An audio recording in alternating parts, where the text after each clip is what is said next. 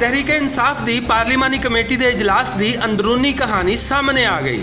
इजलास में तहरीक इंसाफ के MNAs ब्यूरोक्रेसी के खिलाफ फट पे तो इमरान खान होरां नूं शिकायतां लाइयां कि ब्यूरोक्रेट उन्हां दी गल ही नहीं सुन रहे।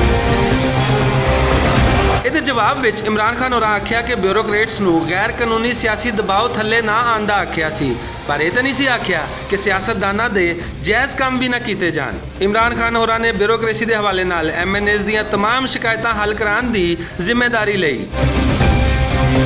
PTI के MNAs ने यह भी गिला किया कि वज़ीर आज़म सानू टाइम ही नहीं देंदे, जिहदे जवाब विच वज़ीर आज़म होरां दस्सिया कि जदों दी हुकूमत संभाली है इन्ना मसरूफ रहे ने कि वाकई टाइम नहीं कट सके, पर हुण हर MNA की गल भी सुनी जाएगी तो मुलाकात वास्ते टाइम भी कढ़िया जाएगा। तहरीक इंसाफ के पार्लीमानी इजलास में फैसला किया गया कि नायबज़दा ओपोजिशन लीडर शहबाज शरीफ नूं किसी भी सूरत पब्लिक अकाउंट्स कमेटी का चेयरमैन नहीं बनाया जा सकता।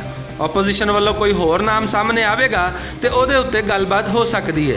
ओपोजिशन को नवा नाम लैन की जिम्मेदारी शाह महमूद कुरैशी होरां नूं दे दी गई। इजलास में किसी भी सूरत ओपोजिशन को ब्लैकमेल ना होने का असूली फैसला भी किया गया तो आख्या गया कि एहतसाब का अमल न सिर्फ जारी रहेगा बल्कि आने वाले दिनों में इनू होर तेज़ किया जाएगा।